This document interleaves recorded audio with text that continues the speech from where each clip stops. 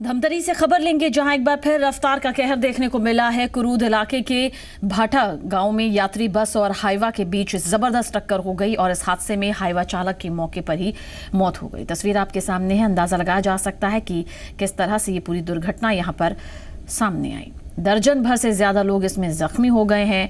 घायलों को इलाज के लिए कुरूद के अस्पताल भर्ती करवाया गया, जिसमें 5 की हालत बेहद नाजुक बताई जा रही है। घायलों को बेहतर इलाज के लिए हालांकि रायपुर रेफर कर दिया गया है। तस्वीर आपके सामने है। जोरदार टक्कर यहां पर यात्री बस और हाईवा के बीच हुई, पर कच्चे यहां पर उड़ गए। 5 की हालत इस हादसे की वजह से बेहद गंभीर बताई जा रही है। इसके अलावा दर्जन भर से ज्यादा लोग इस हादसे का शिकार हुए हैं, जख्मी हुए हैं। धमतरी के कुरूद इलाके की ये तस्वीर है, जहां पर यात्री बस और हाईवा के बीच भयंकर टक्कर हुई।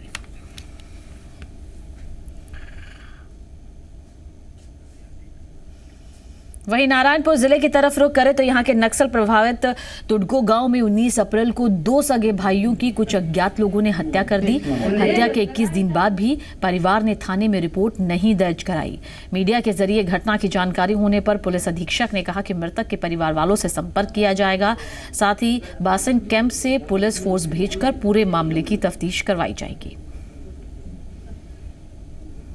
2 जवान लड़कों को मार दिया गया। उनके परिवार में और कोई भी इस तरह का रेस्पॉन्सिबल इंसान नहीं बचा है जो उसकी जाके जिम्मेदारी लेकर रिपोर्ट कराए डर के कारण।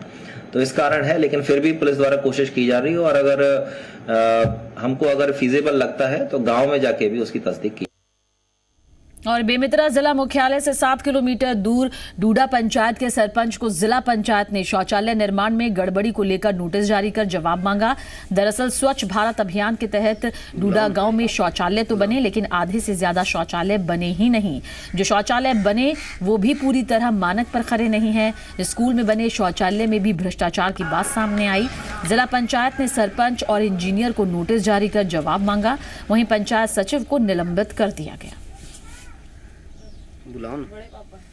जांच कराने के बाद उन्होंने बताया कि वहाँ पे जो शौचालय का निर्माण किया गया है सरपंच ने बनाया है उसका, और उसकी गुणवत्ता अच्छी नहीं है, तो इसलिए उस पर कार्रवाई हमारे द्वारा की गई है। तरीके से उसकी मॉनिटरिंग नहीं की, उनको तकनीकी मार्गदर्शन नहीं दिया, ऐसा माना गया, इसलिए उन्हें भी शोकाज नोटिस जारी किया।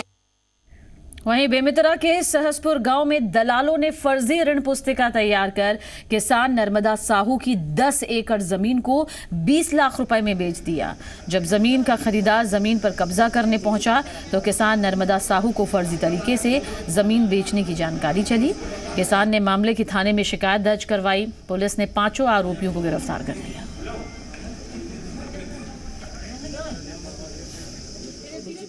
तो दिखाया मेरे जमीन को, उसके बाद मैं घर वापस चले गया। 2 दिन बाद और आया, फिर पेपर दिखाया और जो किसान था उससे लिखा पढ़ी कराया और रख लिया, फिर वापस चले गया। आज मैं 5 लाख दूंगा करके और बोला था, तो ये फर्जी वाला पता चल गया।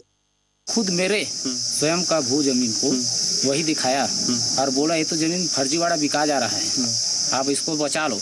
उसके बाद 7-8 बजे मैं यहाँ पे लगभग 1 से 2 बजे तुरंत कंप्लेन किया। फर्जी दस्तावेज और ऋण पुस्तिका तैयार करके और इन लोगों ने उस जमीन को बेचने का प्रयास किया।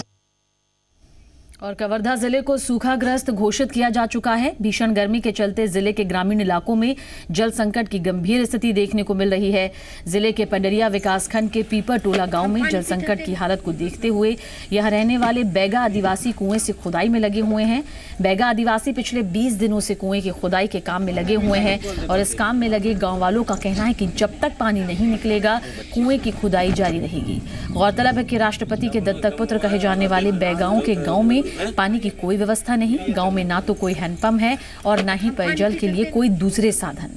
गांव में 1 किलोमीटर दूर पहाड़ के ढलान पर जो पानी रसकर आता है उसी के जरिए पूरे गांव की प्यास बुझती है। फिलहाल वहां पर भी पानी पीने लायक नहीं, लेकिन आदिवासियों के नाम पर योजना बनाने वाले प्रशासन और आदिवासी हितों की बात करने वाले जनप्रतिनिधियों ने भी अब तक इनकी कोई सुध नहीं ली। ऐसे बंधाई रहती तो रहती, ऐसे नहीं बंधाइस तो ये हो गया गए तरी पत्ता उतर गए। खोद ही तत्कर नहीं खोद बो नहीं बंद करही तो बंद हो जाही। कैसे करबू, पानी ला लाबो झिरिए केला। एक कुआं को ही देखने आए थे, मतलब लोग बता रहे थे कि श्रमदान से कुआं खोद रहे हैं, इसलिए वो उसको देखने आए थे। जबकि हमारे यहाँ पूरा सेंक्शन हो रहे हैं, यहाँ 2 तो ऑलरेडी सेंक्शन हो चुके हैं, अभी सेंक्शन भी हो चुके हैं। हम पूरा प्रस्ताव मांग रहे हैं सबको। 19 दिन हो गया सर यहाँ पे इन लोग श्रमदान कर रहे हैं, आज 19 दिन बाद प्रशासन यहाँ पहुँचता है, ऐसा इतनी लेट? नहीं, हमारे TS इंजीनियर लोग आ रहे हैं, हमेशा आ रहे हैं।